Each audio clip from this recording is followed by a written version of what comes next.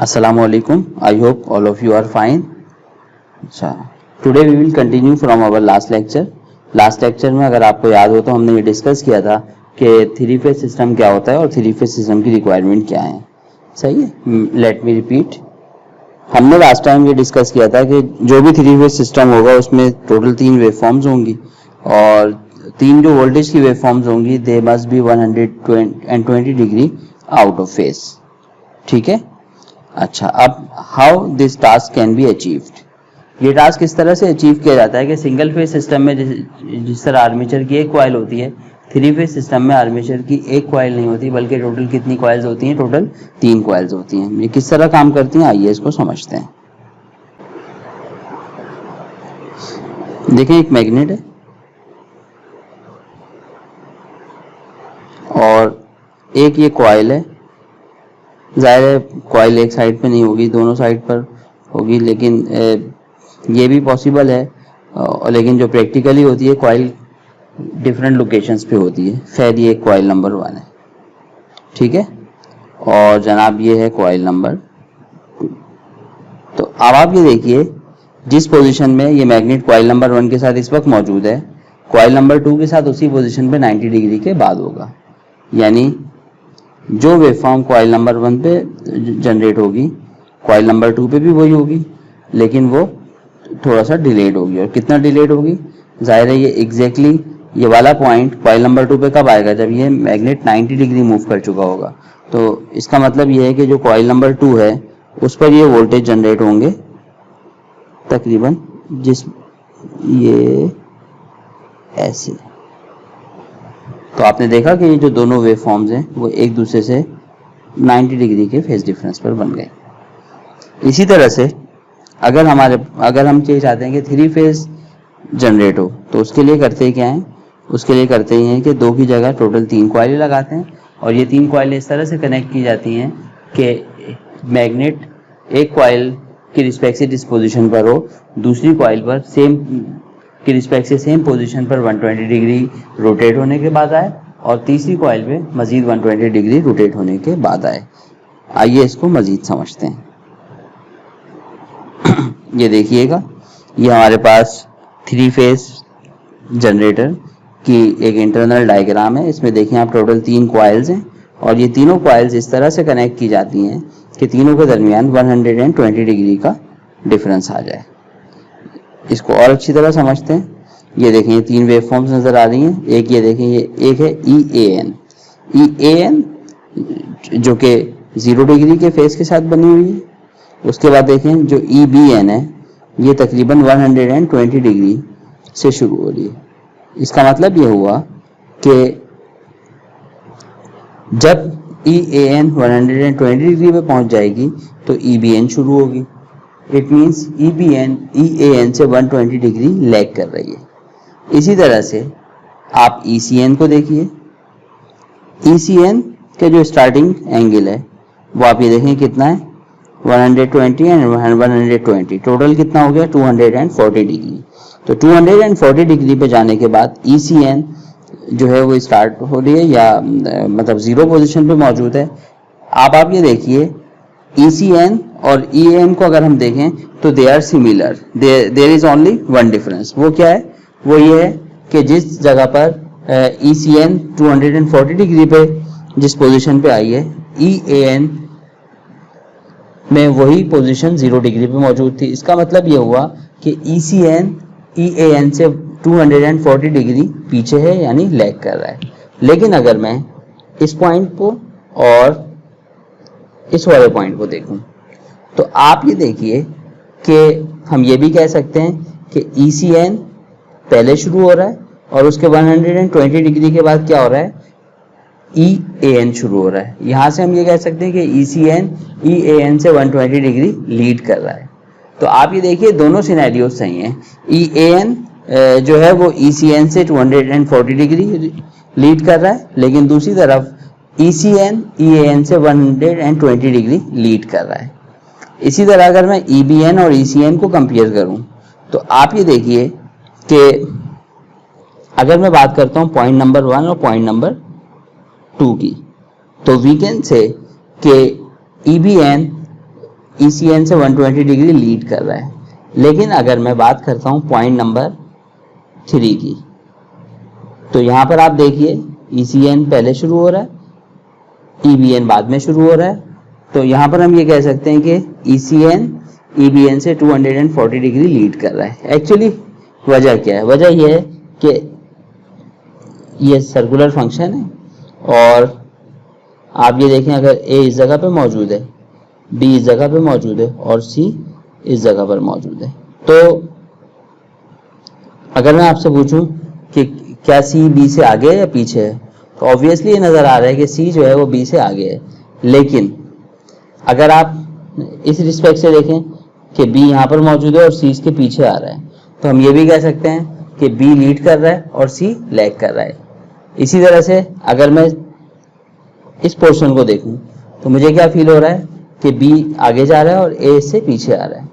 लेकिन अगर मैं इस तरह से देखूं कि A इस जगह मौजूद है और B A को अप्रोच कर रहा है, तो हम ये कह सकते हैं कि B A से पीछे है। तो एक्चुअली ये होता है कि जब मोशन सर्किल में होती है तो जितने भी उसके पार्टिसिपेंट कह लें या जितने भी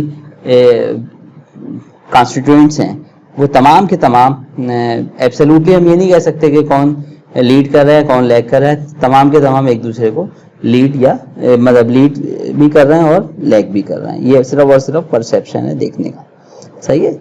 जो आगे है वो पीछे भी है एंड सो ऑन, ठीक है। चलिए अच्छा, तो अब मैं ये कह सकता हूँ कि अगर A का फेज 0 है, यानी VAN या EAN जो है, अगर उसकी पीक वैल्यू है VM, तो उसका एंगल कितना है? 0 है। तो VBN का एंगल कितना होगा? -120 डिग्री। और VCN का जो एंगल होगा वो क्या होगा? -240 डिग्री। लेकिन आप ये देखिए, अगर मैं इसको मजीद अप्रोच मतलब आगे कंप्लीट कर लूँ ECN की वेवफॉर्म को,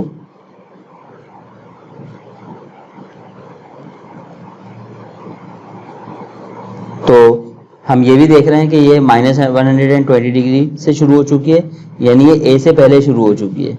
तो इसको हम ये भी कह सकते हैं कि इसका जो फेज है वो कितना है? प्लस का 120 डिग्री। तो इसमें कोई हैरत वाली बात नहीं है, क्योंकि साइन वेव का जो टोटल एंगल होता है वो 360 होता है। तो इस वजह से जो -240 है वो असल में +120 भी है, और जो -120 है वो प्लस का 240 डिग्री भी है, ठीक है। अच्छा जी, एडवांटेजेस ऑफ 3 फेज सिस्टम, पहले भी हम इसको थोड़ा सा डिस्कस कर चुके हैं, लेकिन अब यहाँ पर थोड़ा सा डिटेल में है। 3 phase system are preferred over single phase system for the transmission of power for many reasons. What are the reasons? पहली बात मैं पहले भी बता चुका हूँ कि थिनर कंडक्टर इस्तेमाल होते हैं, होते तो 3 हैं 2 की जगह, लेकिन जो वायर है वो पतला इस्तेमाल होता है, तकरीबन 25% कम कॉपर इस्तेमाल होता है। लाइटर लाइंस होती हैं, उनको इंस्टॉल करना भी आसान है, और इंस्टॉल करने के साथ जब वायर पतला होगा तो उसका जो सपोर्टिंग स्ट्रक्चर है, जैसे पाइप वगैरह है या क्लिप्स हैं, वो भी छोटे होंगे। अच्छा, इसके अलावा एक और इम्पॉर्टेंट चीज़ क्या है, जो 3 फेज मोटर्स होती हैं, खास स्पेशली इंडक्शन मोटर्स, उनके अंदर एक ख़ास बात यह है कि 3 फेज मोटर 3 फेज मोटर्स की जो स्टार्टिंग कैरेक्टरिस्टिक्स हैं, दे आर क्वाइट गुड। और दूसरा बहुत ही इंपॉर्टेंट एक चीज़ ये है कि बहुत ज़्यादा एफिशिएंट होती हैं। यानी 3 फेज मोटर, अगर मेरे पास 10 HP की 3 फेज मोटर है और 10 HP की सिंगल फेज मोटर है, वैसे प्रैक्टिकली सिंगल फेज मोटर्स इतनी बड़ी बनती नहीं है, मैं जस्ट एग्जांपल दे रहा हूँ, तो 3 फेज की जो मोटर होगी वो कम इलेक्ट्रिसिटी कंज्यूम करेगी as compare to single phase motor. मतलब एक जितनी मैकेनिकल पावर जनरेट करने के लिए इलेक्ट्रिकल इनपुट 3 फेज मोटर कम लेगी, सिंगल फेज मोटर ज़्यादा लेगी। दूसरा है कि जो लार्ज मोटर्स होती हैं वो 3 फेज इसलिए भी रखी जाती हैं कि they are essentially self starting and are not don't require a special design. जितनी भी इंडक्शन मोटर्स हैं दे आर सेल्फ स्टार्टिंग। हाँ, अगर सिंक्रोनस मोटर है तो उसमें हमें स्टार्टिंग सर्किटरी अलग से लगानी पड़ती है। तो थ्री फेज का सबसे बड़ा फायदा क्या हुआ? नंबर 1 अच्छी रनिंग कंडीशन, एफिशिएंसी और इंस्टॉलेशन की जो कॉस्ट है वो भी कम होती है, क्योंकि इनमें बहुत कम कॉपर इस्तेमाल होता है as compare to single phase का। ठीक है, चलिए ये देखिएगा, ये दो डायग्राम्स हैं, एक जैसी दो डायग्राम्स हैं, बस ये दो इसलिए हैं कि शायद ये समझ में आ जाए या ये क्लियर हो जाए, या दोनों को एक साथ देखें तो समझ में आ जाए। सिंपल थ्री फेज जनरेटर का इंटरनल स्ट्रक्चर बना हुआ है। इसमें रोटर देखें परमानेंट मैग्नेट है, रोटर इलेक्ट्रोमैग्नेट भी हो सकता है और परमानेंट मैग्नेट भी हो सकता है। ये देखें दूसरी फिगर में रोटर जो है इलेक्ट्रोमैग्नेट है। अच्छा, 3 कॉइल्स हैं, सी और सी प्राइम, बी और बी प्राइम, ए और ए प्राइम। तो आप ये देखें जो कॉइल ए है, सॉरी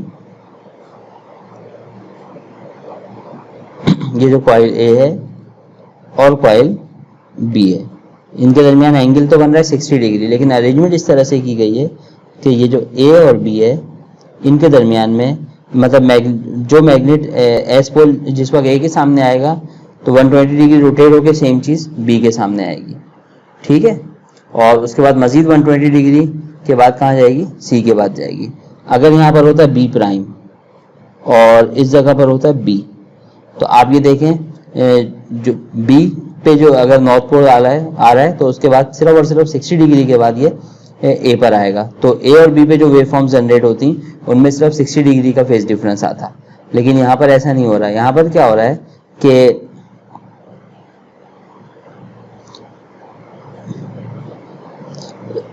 ए और बी के दरमियान 120 डिग्री का फेज डिफरेंस है। 120 डिग्री का फेज डिफरेंस होने का मतलब ये हुआ कि मैग्नेट का जो पार्ट ए पर इस वक्त आ रहा है 120 डिग्री के बाद बी पर जाएगा और मजीद 120 डिग्री के बाद कहाँ पर जाएगा? सी पर जाएगा। तो ए, बी और सी तीनों पे वेवफॉर्म तो एक जैसी जनरेट होगी, लेकिन उनके दरमियान जो फेज एंगल है मतलब जो एंगल है वो 120 डिग्री का होगा, मतलब तीनों वेव्स एक दूसरे से 120 डिग्री अपार्ट होंगी। अच्छा, आप क्या करते हैं? यूजुअली ये करते हैं, आप ये देखें जो तीनों कॉइल्स हैं ए की, बी की और सी की, इन तीनों का एक एक पॉइंट आपस में क्या कर दिया? ज्वाइन कर दिया, और इसको रेफर करते हैं एज न्यूट्रल। सही है, जो कॉमन पॉइंट होता है इसको क्या कहते हैं? न्यूट्रल कहते हैं। और इस तरह के कनेक्शन को कहते हैं हम स्टार कनेक्शन। सही है, स्टार कनेक्शन क्या होता है कि जो तीनों कॉइल्स हैं, ये देखिएगा, ये 1, ये 2 और ये 3, ये अगर कॉइल ए है, ये बी है और ये सी है, तो इन तीनों का एक एक पॉइंट मिला दिया, दैट इज कॉल्ड न्यूट्रल। ठीक है, तो ये हो गया हमारे पास। अब टोटल 4 वायर निकल रहे हैं बाहर। सही है, 3 जो है वो मेन वायर्स हैं और एक कौन सा वायर है? न्यूट्रल वायर है। क्योंकि ये एक तरह का स्टार शेप बन रहा है, इस वजह से इसको स्टार कनेक्शन भी कहते हैं। और अगर मैं इसको उल्टा करके देखूं तो ये आप ये देखिए, ये बन रहा है वाई, तो इसको स्टार कनेक्शन भी कहते हैं और वाई कनेक्शन भी कहते हैं। सही है, बैलेंस 3 फेज वोल्टेज। अब आप ये देखें, ये तो हो गई जनरेटर साइड। अच्छा, अब यहाँ पर एक वर्ड लिखा हुआ है बैलेंस्ड। बैलेंस का मतलब ये होता है एक ऐसा सिस्टम जिसमें हर फेज के वोल्टेज बराबर हों। तो आप ये देखें, ये जो 3 जनरेटर इसके अंदर लगे हुए हैं, एक पे लिखा है वी पीक एंगल 0, दूसरे पे लिखा है वी पीक एंगल -120 और तीसरे पे लिखा है वी पीक एंगल 120। इस नोटेशन का मतलब क्या है? वी पीक एंगल 0 का मतलब ये है एक ऐसी वेव फॉर्म है जिसकी पीक वैल्यू वी पी है और शुरू कहाँ से हो रही है? बिल्कुल 0 डिग्री से, मतलब स्टैंडर्ड साइन वेव। अच्छा, जो वी पीक -120 का मतलब क्या है? 120 डिग्री के डिले से शुरू हो रही है, और ये जो वेव है ये हमारे पास ऐसे कुछ होगी। और इसी तरह से जो वी पीक +120, ये पहले भी डिस्कस कर चुके हैं, +120 हो या माइनस का 240 हो, it does not mean any difference. सही है, तो VCN कहाँ बनेगी? VCN आप देखिए, ये देखिएगा, मजीद 120 डिग्री, +120 का मतलब क्या है? 120 डिग्री पहले से शुरू होगी, तो जो वेव फॉर्म यहाँ से शुरू होगी,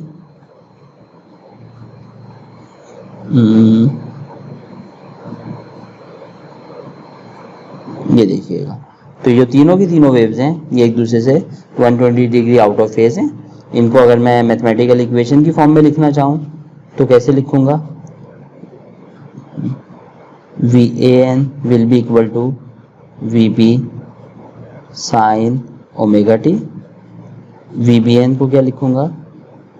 we peak sine omega t minus 120 degree, और वी सी एन को क्या लिखूंगा, V peak sine omega t plus 120 degree. ठीक है, अच्छा जी।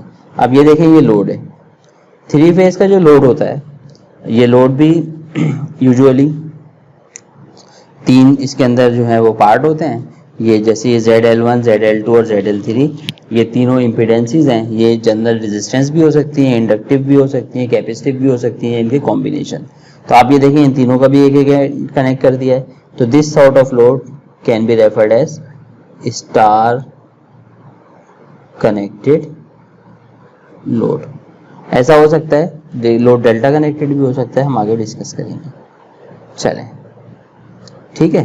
तो rather than leads 6 leads coming out of the generator, one lead from each phase may be connected to form a common junction। ये देखिएगा, ये सही है। Alternators connected like this are sometimes called Y or star connected generators। The common lead is sometimes called the neutral। ठीक है, तो आप ये देखिए, टोटल 6 वायर थे, तीनों का एक एक पॉइंट मिला दिया। अब टोटल वायर हो गए 4, 3 तो जो है मेन वायर हैं और चौथा वायर जो है वो न्यूट्रल हो गया। ठीक है। अच्छा, अब यहाँ पर दो टर्मिनोलॉजीज हैं जो बड़ी इंपॉर्टेंट हैं। एक को कहते हैं हम फेज वोल्टेज और दूसरे को कहते हैं लाइन। फेज और लाइन में क्या फर्क है, तो आइए पिछली डायग्राम से इसको समझने की कोशिश करते हैं। अब आप ये देखिए, इस सिस्टम में 3 वायर्स जो हैं जो मेन आउट हो रहे हैं और अंदर 3 कॉइल्स हैं। तो किसी भी कॉइल के अक्रॉस अगर मैं वोल्टेज लूं या करंट लूं, इस किसी भी कॉइल के अंदर से गुजरने वाला करंट लूं, तो वो क्या कहलाएगा, वो कहलाएगा फेज वोल्टेज या फेज करंट। ठीक है, जैसे इस कॉइल के जो वोल्टेज हैं ये फेज वोल्टेज हैं, इस कॉइल के अंदर से जो करंट फ्लो हो रहा है ये फेज करंट है, इसके अक्रॉस जो वोल्टेज हैं ये भी फेज वोल्टेज हैं, इसके अक्रॉस जो वोल्टेज हैं ये भी फेज वोल्टेज है। ठीक है, अंडरस्टैंड। अच्छा, यहां से जो करंट फ्लो हो रहा है ये फेज करंट है, यहां से जो करंट फ्लो हो रहा है ये फेज करंट है। अच्छा, अब सवाल ये पैदा होता है लाइन करंट क्या है या लाइन वोल्टेज क्या है। तो जो आपके पास लाइन वायर्स हैं, लाइन वायर्स का मतलब क्या है, ये देखिएगा, ये L1, L2 और L3, किसी भी दो लाइंस के दरमियान जो आप वोल्टेज लेंगे ये कहलाएंगे लाइन वोल्टेज। यानी अगर मैं L1 और L2 के दरमियान वोल्टेज लूंगा या L1 और L3 के दरमियान वोल्टेज लूंगा या L2 और L3 के दरमियान वोल्टेज लूंगा, तो ये क्या कहलाएंगे, लाइन वोल्टेज। अच्छा, जो लाइंस आ रही हैं, लाइंस का जो लाइन पे अगर मैं करंट देखूंगा तो ये क्या कहलाएगा, लाइन करंट। जैसे मैं फेज 1 का करंट लूं इस जगह पर, तो ये क्या है, मतलब इस जगह पे करंट लूं तो क्या है, लाइन करंट। इस जगह पे करंट लूं तो क्या है, फेज करंट। अब आप देखें, लाइन करंट और फेज करंट दोनों बराबर हैं। तो स्टार कनेक्शन में लाइन करंट और फेज करंट क्या है, बराबर होते हैं, लेकिन लाइन वोल्टेज और फेज वोल्टेज बराबर नहीं होते। यानी अगर मैं फेज 1 और फेज 2 के बिटवीन वोल्टेज लेता हूं, अगर मैं फेज 1 और फेज 2 के बिटवीन वोल्टेज लेता हूं, मतलब यहां से यहां तक, तो ये कुछ और होंगे, और अगर मैं सिर्फ एक फेज पे वोल्टेज लेता हूं तो ये कुछ और होंगे। ठीक है, आइए इसको मजीद समझते हैं पिछली डायग्राम से।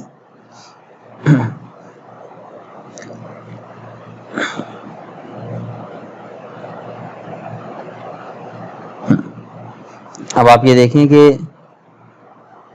ये जो 3 वोल्टेजेस हैं, VAN, VBN और VCN। VAN का मतलब क्या है, ए पॉइंट पे voltage with respect to N। अब देखें N ये वाला पॉइंट भी है और यही पॉइंट कहाँ जा रहा है, आगे जाकर इस जगह पर भी आ रहा है।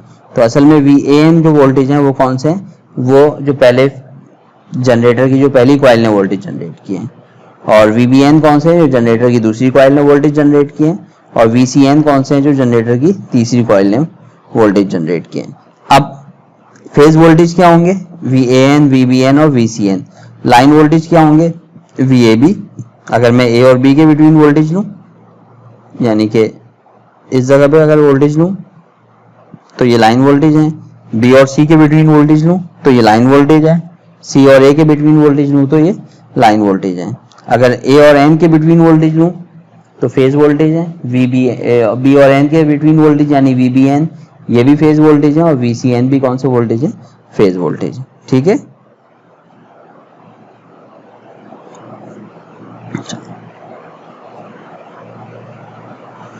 अब आप ये देखें कि इसको कैसे कंप्यूट करते हैं, लाइन वोल्टेज की कैलकुलेशन कैसे होगी।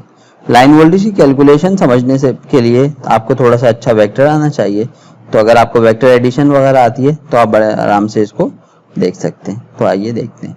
देखिए सबसे पहले तो मैं ऐसा करता हूँ कि तीनों जो फेज वोल्टेज हैं वो मैं ड्रॉ कर देता हूँ। आपको पता है अगर किसी ना किसी को स्टैंडर्ड पोजीशन पे लेना होगा, अगर मैं VAN इस जगह पर ले लूँ तो VBN जो है वो VAN से 120 डिग्री लैग करेगा। तो VBN कहाँ पर बनेगा, यहाँ पे नीचे 120 डिग्री, और VCN जो है वो इससे मजीद 120 डिग्री लैग करेगा, तो वो यहाँ पे बनेगा।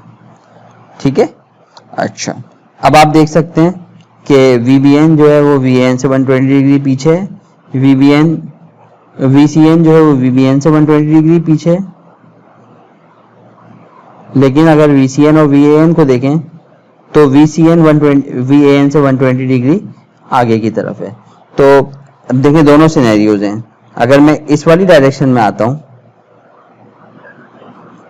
तो हम ये कहेंगे कि VCN जो है वो VAN से 240 डिग्री लैग कर रहा है। जब भी क्लॉकवाइज एंगल बनेगा तो ये लैगिंग होगी, नेगेटिव एंगल है, और counter clockwise angle is always taken as positive. तो अगर मैं ये क्लॉकवाइज डायरेक्शन में देखूं तो यहाँ से क्या पता चल रहा है कि VCN जो है वो VAN से 120 डिग्री लीड कर रहा है। लेकिन अगर मैं नीचे वाली साइड से देखूं तो इस यहाँ पे ये पता चल रहा है कि VCN VAN से 240 डिग्री नेगेटिव एंगल फॉर्म कर रहा है, यानी लैग कर रहा है एनी हाउ। ठीक है, अच्छा अब मुझे जो मालूम करना है, मुझे मालूम करना है VAB।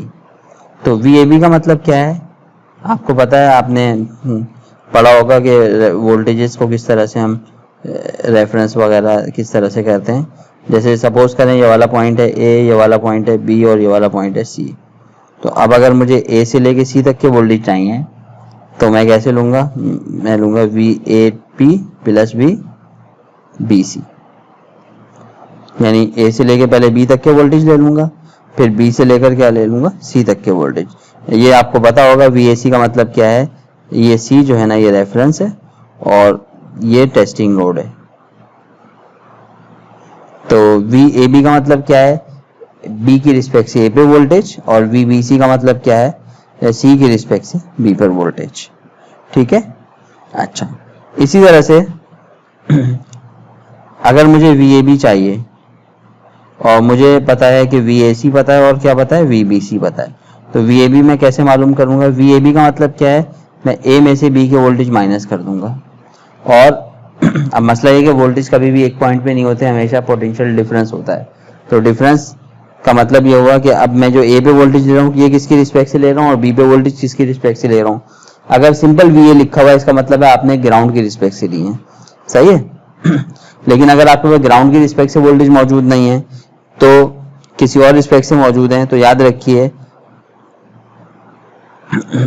अगर आप इन दोनों पे वोल्टेज एक ही रिस्पेक्ट से ले रहे हैं, एक ही रेफरेंस से ले रहे हैं, तो आप क्या करेंगे, अगर आप VA माइनस VB करेंगे तो आंसर आएगा VAB। लेकिन अगर आप करते हैं VAB जो है वो आप लिखते हैं VA माइनस VB, और ये जो है ना पॉइंट C की रिस्पेक्ट से और ये पॉइंट D की रिस्पेक्ट से, तो ये गलत होगा। सही है, सही क्या होगा, अगर आपको VAB चाहिए और आप तो आप VA में से VB को माइनस कर दें, लेकिन शर्त यह है कि रेफरेंस शुड बी कॉमन। सही है, तो अब आप यहाँ पर देखें, अब मुझे मालूम करना है VAB, पता क्या क्या है मुझे पता है VAN, VBN और VCN। तो मैं क्या कर सकता हूँ, मैं ये कर सकता हूँ कि VAN माइनस VBN। सही है, तो आप यहाँ पर देखें VAN और VBN दोनों वेक्टर्स हैं। अगर मैं VAN में से VBN को माइनस कर दूं तो आई वुड गेट VAB। अच्छा अब होता क्या है, होता यह है कि आमतौर पर वेक्टर्स की एडिशन जो है ना वो तो हम कर सकते हैं, लेकिन सब्ट्रैक्शन नहीं कर सकते। तो वेक्टर की सब्ट्रैक्शन हमेशा ऐसे करते हैं कि उसका एक एंटी वेक्टर यानी उसका एक ऑपोजिट वेक्टर लेकर हम उसको ऐड करा देते हैं। अच्छा अब आप ये देखें VBN ये वेक्टर है, यानी n की रिस्पेक्ट से B पे वोल्टेज। अगर मैं इसको उल्टा कर दूं B की रिस्पेक्ट से n पे वोल्टेज, यानी कि V N B. V N B जो है वो एग्जैक्टली वी बी एन का ऑपोजिट है। तो अगर मुझे चाहिए वी ए बी, तो what will I write, V A B is equal to V A N plus V N B. इस स्लाइड से थोड़ा सा और ज़्यादा क्लियर होगा। ये देखें, ये एक V A N, V B N और वी सी एन, जैसे कि हमने पहले डिस्कस किया था। अब हमें फाइंड क्या करना है, हमें फाइंड करना है वी एल, यानी वी ए बी एक लाइन वोल्टेज है, 3 लाइन वोल्टेज में से, और it is equal to what, V A N minus V B N. तो as I have already told you कि we can not subtract one vector from another, but we can use it, we can do it using addition of the vector. तो बजाय मैं V B N को minus करने के, मैं V B N का opposite vector यानी we N B को इसमें ऐड कर दूंगा। तो वी ए बी किसके बराबर आएगा, V A N plus V N B. Now look at the figure, ये वी बी एन है, वी बी एन का हमने एक ऑपोजिट वेक्टर बनाया वी एन बी। अब हमें वी ए एन और वी एन बी को ऐड करना है। वी एन बी को ऐड करने के लिए head to tail rule use करेंगे, और वी एन बी की जो टेल है उसको हम वी ए एन के हेड पे बनाएंगे। तो ये देखिएगा, ये वी एन बी है, वी ए एन में वी एन बी ऐड करेंगे, तो finally we will get the resultant vector V A B. अब ये वी ए बी तो हमने फाइंड कर लिया ग्राफिकली, बट मुझे ये मालूम करना है, 2 चीज़ें मालूम करनी है। एक तो ये कि वी ए बी का मैग्नीट्यूड कितना है, और दूसरा ये मालूम करना है कि वी ए बी का एंगल कितना है। तो आइए देखें कि हम ये कैसे मालूम कर सकते हैं। To find it we can use 2 methods. Number 1, parallelogram law of forces. Parallelogram law of forces क्या है, आपके पास पता है कि रिजल्टेंट का फॉर्मूला होता है R is equal to under root V one square plus V two square plus 2v1 v2 cos theta. यहाँ पर v1 और v2 इन दोनों वेक्टर्स का रिजल्टेंट की मैग्नीट्यूड है, और theta is angle between them. ये देखें, ये एंगल थीटा है। आप ये देख सकते हैं कि चूंकि वी ए एन और वी बी एन के दरमियान 120 डिग्री का एंगल है, और ये एक स्ट्रेट लाइन है, ये पूरी स्ट्रेट लाइन है। तो इसका मतलब ये होगा कि ये टोटल एंगल 180 है, इसमें से अगर मैं 120 माइनस कर दूं तो ये एंगल कितना आ जाएगा, 60 डिग्री। अच्छा, v1 वेक्टर 1 है वी ए एन, और v2 जो है वेक्टर वी एन बी है। दोनों की जो मैग्नीट्यूड है वो बराबर है, और it is equal to V P. तो क्या हो जाएगा, V P square plus V P square plus 2 V P cos 60 degree. आप इसको कंप्यूट कर लीजिए, फाइनल आंसर आ जाएगा अंडर रूट 3 वी पी। इसका मतलब क्या हुआ कि जो लाइन वोल्टेज है वी एल या वी ए बी, इसका मैग्नीट्यूड कितना होगा, under root 3 times V P, where V P is the magnitude of all phase voltages. V A N, V B N और वी सी एन का जो magnitude है वो V P है, तो जो वी ए बी है वो कितना होगा, under root 3 V P. It means star connection में जो लाइन वोल्टेज होता है वो कितना होता है, V L is equal to under root 3 V P. Phase voltage कम होता है, लाइन वोल्टेज 1.732 वी पी होता है। यानी अगर फेज वोल्टेज 100 है तो अगर किसी एक फेज पे 100 वोल्ट आ रहे हैं, तो जो लाइन वोल्टेज होंगे यानी 2 फेज के दरमियान हम लेंगे वो होंगे तकरीबन 173 वोल्ट। चलिए, अब दूसरा टास्क ये है कि एंगल कैसे मालूम करेंगे। ये वाला एंगल यहाँ तो लिखा हुआ है 30 डिग्री, बट ये फाइंड कैसे करेंगे। इसको फाइंड करने के लिए एक तो बिल्कुल कॉमन सेंस है। कॉमन सेंस ये है कि चूंकि वी ए एन और वी एन बी दोनों का मैग्नीट्यूड इक्वल है, तो इनका रिजल्टेंट इनके बिल्कुल सेंटर में आएगा। तो आप ये देखें, वी एन बी और वी ए एन के दरमियान एंगल है 60 डिग्री, तो मैग्नीट्यूड जो है इसका वो बिल्कुल दरमियान में यानी कि 30 डिग्री आएगा। दूसरा हमारे पास एक और फॉर्मूला है जिसके ज़रिए हम फाइंड आउट कर सकते हैं रिजल्टेंट। वो ये है कि phi is equal to v2 sine theta upon v1 plus v2 cos theta. तो अगर मैं इस फॉर्मूले में इसको सब्स्टिट्यूट कर दूं, सॉरी ये है टेंजेंट फाई, तो tangent phi will be equal to what, v2 की जगह आ जाएगा vp, साइन थीटा की जगह आ जाएगा साइन ऑफ 60 डिग्री, v1 की जगह भी vp आ जाएगा, और V2 की जगह भी VP आ जाएगा और ये हो जाएगा cos ऑफ 60 डिग्री। तो VP कॉमन लेके कैंसिल हो जाएगा, sin 60 होता है √3/2, ये 1 बचेगा यहाँ पर, और cos 60 होता है हाफ। इसको आप सिंप्लीफाई कर लीजिए तो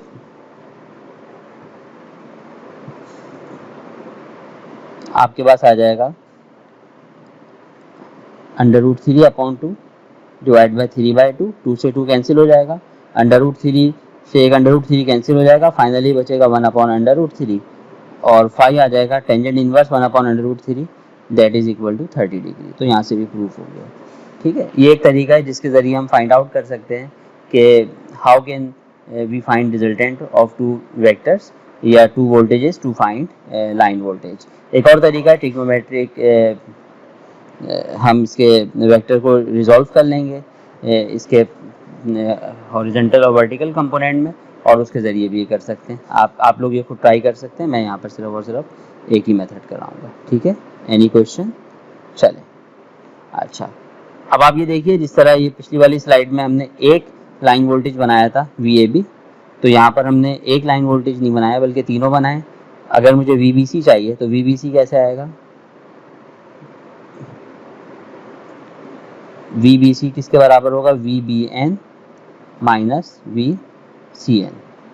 और VBN माइनस VCN को फर्दर मैं क्या लिख सकता हूँ? अगर मैं इसको एडिशन फॉर्म में लिखूँ तो CN का ऑपोजिट वेक्टर लूँगा, यानी कि VNC। अब आप देखें, अगर मुझे चाहिए VBC तो मुझे VBN और VNC को ऐड करना होगा। VBN तो ये रहा वेक्टर, VNC कैसे आएगा? VNC आएगा VCN से। ये देखें, ये VCN है एक वेक्टर, मैं इसका बिल्कुल ऑपोजिट वेक्टर बनाऊंगा यहाँ पर, दैट विल बी VCN। आप इन दोनों को ऐड कैसे करेंगे? तो VCN का जो टेल है इसको VBN के हेड पे टाई करेंगे, तो VBN में हमने VNC को ऐड कर दिया, फाइनली रिजल्ट क्या आया? VBC। और इसी तरह से VCA कैसे फाइंड करेंगे? VCA will be equal to VCN minus VAN। VAN को माइनस करने के लिए हम VAN का अपोजिट वेक्टर लेंगे, दैट इज VNA। ये देखिएगा, ये VNA है और इसको हम ऐड कर देंगे VCN में, तो finally we will get VCA। तो आप ये देखें कि दो चीज़ें यहाँ पे नोट करें, एक तो ये कि तीनों लाइन वोल्टेजेस की लेंथ बराबर है, और ये लेंथ कितनी होगी? तीनों की लेंथ होगी √3 VP। दूसरा ये कि आप ये देखें, ये 30 डिग्री पॉजिटिव है, मतलब पॉजिटिव एंगल बना रहा है, और ये 90 डिग्री नेगेटिव एंगल बना रहा है, तो टोटल एंगल इनके दरमियान भी 120 हो गया। VAB और VBC के दरमियान 120 डिग्री का एंगल है। इसी तरह से अगर आप इनको देखिए तो इनके दरमियान भी 120 डिग्री का एंगल है, और VCA और VAB इनके बिटवीन भी 120 डिग्री का एंगल है। तो इट कैन बी कंक्लूडेड, जिस तरह से तीनों फेज वोल्टेज के दरमियान 120 डिग्री का एंगल होता है, उसी तरह तीनों लाइन वोल्टेजेस के दरमियान भी 120 डिग्री का एंगल होता है। ठीक है, चलें, अच्छा ये छोटी सी और समरी है। ये तीनों लाइन वोल्टेज हैं,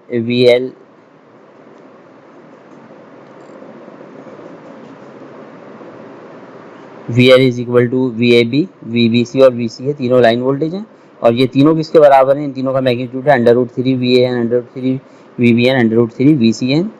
चूंकि VAN, VBN और VCN तीनों फेज वोल्टेज हैं, तो वी कैन से कि VL is equal to √3 VP। अच्छा, अब आप ये देखिए, अगर VAN बराबर है VN साइन ओमेगा t के, तो VBN माइनस 120, VCN जो है वो प्लस 120 होगा। अब तीनों के तीनों लाइन वोल्टेज में एक तो मैग्नीट्यूड इनका √3 टाइम ज़्यादा होगा, दूसरा ये कि ये जो साइन वेव है, पहली साइन वेव 30 डिग्री VAB जो है वो VAN से 30 डिग्री लीड करेगी। सही है, ये देखिएगा, ये 30 डिग्री लीड कर रही है, और VBC आप ये देखिए कि 270 डिग्री पॉजिटिव एंगल बना रहा है या 90 डिग्री नेगेटिव एंगल बना रहा है। ये देखें, अगर मैं यहाँ से देखूँ तो ये जो VBC है ये 270 degree positive angle counter clockwise बना रहा है VAN से, और अगर मैं इस साइड से देखूँ तो ये 90 डिग्री का नेगेटिव एंगल यानी क्लॉकवाइज एंगल बना रहा है। इसी तरह से VCA 150 डिग्री का पॉजिटिव एंगल बना रहा है। लेकिन अगर मैं इसको इस साइड से देखूं तो ये 90, 90, 180 और 30, 210 डिग्री का नेगेटिव एंगल भी बना रहा है। सही है। तो आप यहाँ पर देख सकते हैं कि जिस तरह तीनों फेज वोल्टेज में 120 डिग्री का फेज डिफरेंस है, 0, -120 और +120, तीनों लाइन वोल्टेज के दरमियान भी 120 डिग्री का फेज डिफरेंस है। ये 30 है, ये 2 से उसके बाद VCA जो है ये 150 है और उसके बाद VBC 270 है। अगर नेगेटिव साइड से देखिए तो VAB 30 डिग्री है, VBC 120 डिग्री लैग कर रहा है और उसके बाद VCA वैसे तो 150 है लेकिन ये माइनस में 210 भी है, तो -90 और -120 कितना होता है, 210 डिग्री होता है। तो ये बात बिल्कुल क्लियर हो गई कि तीनों फेज वोल्टेज आपस में 120 डिग्री आउट ऑफ फेज होते हैं, तीनों लाइन वोल्टेज आपस में 120 डिग्री आउट ऑफ फेज होते हैं। एक पर्टिकुलर फेज वोल्टेज और लाइन वोल्टेज में 30 डिग्री का फेज डिफरेंस होता है। VAB VAN से 30 डिग्री लीड करता है, VBC VBN से और VCA VCN से 30 डिग्री लीड करता है। ठीक है, चलें ये देखिए मैंने मैटलैब से 3 फेज वोल्टेज बनाए, देख सकते हैं आप लोग लीजेंड इसमें लगे हुए हैं। ये जो पहले वाला है ये जो 0 डिग्री से शुरू हो रहा है ये VAN है, ये रेड वाला VBN है और ये तीसरा वाला जो है ये VCN है। ये 2 साइकिल मैंने पूरे बनाए और ये 720 डिग्री तक मैंने ये पूरा का पूरा बनाया है। ये तीनों लाइन वोल्टेज हैं। आप पहली चीज़ तो आप ये देखिए जो VAB है ये 30 डिग्री से शुरू हो रहा है, मतलब 0 डिग्री पे इसकी ये 30, अगर मैं साइन वेव को कंटिन्यू करूँ तो ये -30 से शुरू हो रही है, ये 0 डिग्री पे कहाँ पे मौजूद है, 30 डिग्री पे मौजूद है। और देखें दूसरा साइकिल भी इसका जो शुरू हुआ है 330 डिग्री से शुरू हुआ है। दूसरी इंपॉर्टेंट चीज़ क्या है, आप ये देखिए इसका मैग्नीट्यूड कितना है, ये 150 से ज़्यादा है, एग्जैक्टली ये 173 डिग्री है। तो ये फिगर ये शो कर रही है कि तीनों लाइन वोल्टेज के दरमियान भी 120 डिग्री का फेज डिफरेंस होता है। और दूसरा ये शो कर रही है कि लाइन वोल्टेज की जो पीक वैल्यू है वो फेज वोल्टेज से 1.732 टाइम ज़्यादा है, ये 100 है और आप ये देख सकते हैं कितना है 173। ठीक है, ये मैं मैटलैब पे प्रोग्राम बनाया है, ये मैं मैटलैब का प्रोग्राम भी एक्सप्लेन कर सकता हूँ कि किस तरह से ये चीज़ बनी है। ठीक है, तो इस स्लाइड के बाद मैं ये एक्सप्लेन कर दूंगा। अच्छा जी, डेल्टा कनेक्शन क्या होते हैं? डेल्टा कनेक्शन में तीनों कॉइल्स इस तरह से कनेक्ट की जाती हैं कि ये डेल्टा फॉर्म करती हैं। अच्छा, इस केस में आप अगर देखें तो हमें अगेन फेज वोल्टेज और लाइन वोल्टेज मालूम करना है। तो फेज वोल्टेज और लाइन वोल्टेज मालूम करने के लिए आप देखें, अगेन याद रखिएगा जो लाइन वायर्स हैं उनके दरमियान जो वोल्टेज होंगे वो लाइन वोल्टेज होंगे और जो अंदर कॉइलों पे जो वोल्टेज होंगे वो फेज वोल्टेज होंगे। इस कॉइल के अक्रॉस अगर मैं वोल्टेज लूंगा तो ये कौन से होंगे, फेज वोल्टेज। इन दोनों लाइंस के दरमियान मैं वोल्टेज लूंगा तो ये कौन से होंगे, लाइन वोल्टेज। तो आप ये देखें कि फेज वोल्टेज और लाइन वोल्टेज दोनों बराबर हैं, क्योंकि फेज वोल्टेज भी मैं उसी जगह ले रहा हूँ और लाइन वोल्टेज भी उसी जगह पे ले रहा हूँ, तो ये बराबर है। It means in delta connection VL और VP ये हमेशा क्या होंगे, बराबर होंगे। अब डिफरेंस क्या है, डिफरेंस है करंट का। स्टार कनेक्शन में फेज करंट और लाइन करंट बराबर था, इसमें आप ये देखेंगे कि लाइन करंट कहाँ पर होगा, यहाँ पर होगा, और फेज करंट कहाँ पर होगा, यहाँ पर होगा और यहाँ पर होगा। तो आप ये देख सकते हैं कि ये दोनों करंट जो है वो बराबर नहीं है बल्कि डिफरेंट है। तो यहाँ पर क्या हो रहा है, IL जो है वो ये जो दोनों फेज करंट्स हैं IP1 और IP2 का वेक्टोरियल सम होगा और एग्जैक्टली उसी तरह जिस तरह line voltage is equal to √3 VP था स्टार कनेक्शन में, डेल्टा कनेक्शन में IL is equal to √3 IP होता है। ठीक है, चलें अब मैं मैटलैब की स्लाइड्स, मैटलैब का प्रोग्राम निकाल के एक्सप्लेन कर देता हूँ।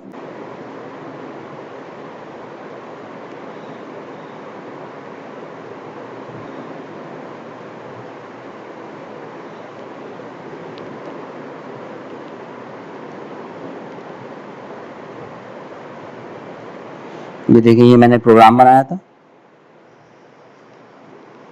ये देखिए ये मैंने प्रोग्राम बनाया था। इसमें बहुत ही सिंपल सा प्रोग्राम है। जो पहली लाइन है close all, close all means जितनी फिगर्स वगैरह खुली हुई हैं इन सबको क्लोज कर दें। क्लियर ऑल मीन्स तमाम वेरिएबल्स को क्लियर कर दें और CLC मीन्स कमांड विंडो को क्लियर कर दें। उसके बाद मैं जो साइन वेव बनाना चाह रहा हूँ उसके लिए 50 रखी है मैंने 50 हर्ट्ज, तो एफ की वैल्यू 50 ले ली, ओमेगा बराबर होता है 2 पाई एफ के, पीक वोल्टेज ले ली 100। अच्छा, अब मैं चाह रहा हूँ 2 साइकिल कंप्लीट बनाऊं, तो 50 हर्ट्ज का मतलब है एक साइकिल बनेगी 20 मिली सेकेंड की, तो 2 साइकिल्स कितनी देर की बनेंगी 40 मिली सेकेंड। तो ये जो मैंने लिखा ना 0:0001 40 E-3, तो E-3 का मतलब है एक्सपोनेंशियल ऑफ -3।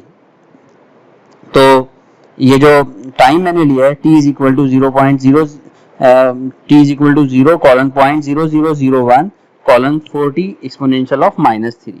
तो एक्सपोनेंशियल ऑफ -3 का मतलब है मिली, तो ये 40 मिली सेकेंड तक हमने पॉइंट जनरेट किए हैं, और 0.0001 का मतलब ये है कि ये स्पेसिंग है, मतलब इतने इतने स्पेस से पॉइंट जनरेट करने हैं, यानी पहला पॉइंट 0 है, दूसरा पॉइंट 0001 है, तीसरा पॉइंट 0002 है, तीसरा पॉइंट 0003 है।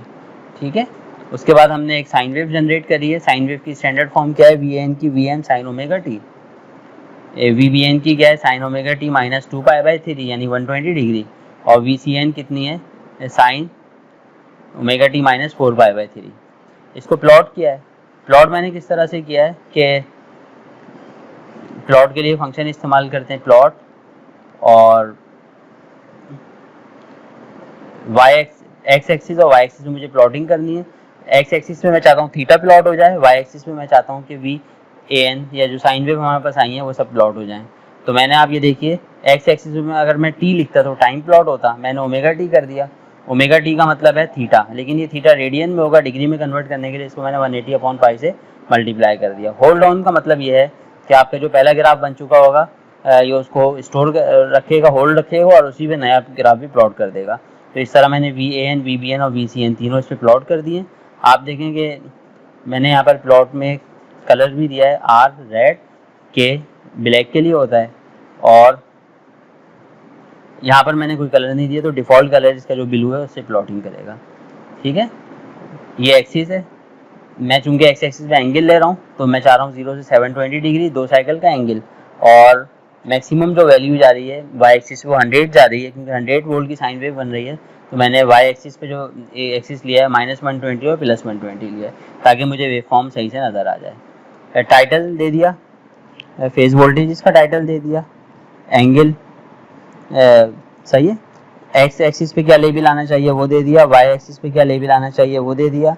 उसके बाद लीजेंड इसलिए देते हैं कि अगर आपने 3 वेव फॉर्म बनाई हैं तो तीनों पे अलग अलग टाइटल आ जाए कि कौन सी वेव जो है वो कौन से वेरिएबल को रिप्रेजेंट कर रही है।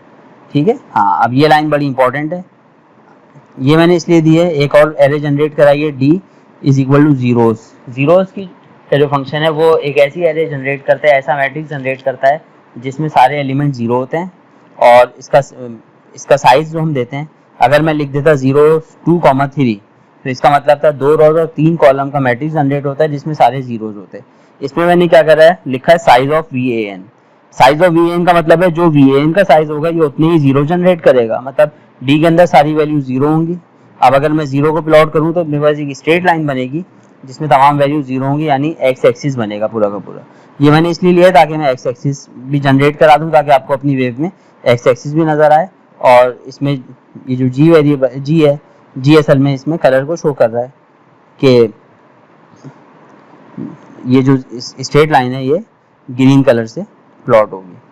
अच्छा, इसके बाद मैंने एक फिगर लिखा है। फिगर फंक्शन क्या करता है, ये एक नई फिगर खोल देता है, मतलब जो पुरानी फिगर में हमने 3 वेव फॉर्म जनरेट कर ली, अब मैं चाहता हूँ 3 नई फिगर्स बनाना। सही है, लाइन वोल्टेज वो मैं एक नई फिगर में बनाना चाह रहा हूँ, तो मैंने लिखा V A B is equal to V A N minus V B N. हमने पहले भी देखा था कि वी ए बी किसके बराबर होता है, वी एन में से वी बी एन को माइनस कर दें, इसको भी प्लॉट कर दिया, फिर वी बी एन को भी प्लॉट कर दिया, और फिर वी सी एन को भी प्लॉट कर दिया।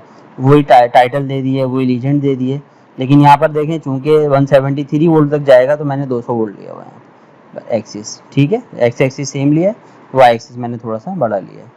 ठीक है, अगर मैं इसको रन करूं तो ये इस तरह एक डायलॉग बॉक्स खोलेगा, और इसमें ये पूछ रहा है कि to run this file you can either change the MATLAB current folder और add its folder to the MATLAB path. हमने जो फाइल सेव की हुई है ये कैसे फोल्डर में की हुई है जो मैटलैब के जो पाथ का पार्ट नहीं है। तो अब 2 ऑप्शन है, या तो मैं चेंज कर दूं फोल्डर, अपने फोल्डर को मैटलैब के पाथ में डाल दूं, बाकी सबको हटा दूं, या फिर ऐड टू पाथ कर दूं। तो ऐड टू पाथ कर रहा हूं ताकि पुराने एड्रेस भी रहें इसमें, पुराने फोल्डर भी। और नया भी आ जाए। तो आप ये देखें ये 2 प्लॉट हो चुके हैं, ये वही प्लॉट्स हैं जो मैंने वहाँ पर प्रेजेंटेशन में भी डाले थे। तो ये देखिए ये लाइन वोल्टेज है तकरीबन 170 वोल्टेज तक और ये फेज वोल्टेज है 100 वोल्ट तक। तो तीनों वेव्स एक दूसरे से 120 डिग्री आउट ऑफ फेज है यहाँ पर भी और यहाँ पर भी, लेकिन आप ये देखिए VAB 0 से शुरू हो रही है और ये 30 से शुरू हो रही है। तो इट मीन्स VAN 0 से शुरू हो रही है, VAB 30 से शुरू हो रही है। तो VAB 30 डिग्री लीड कर रही है VAN से। ठीक है, थैंक यू।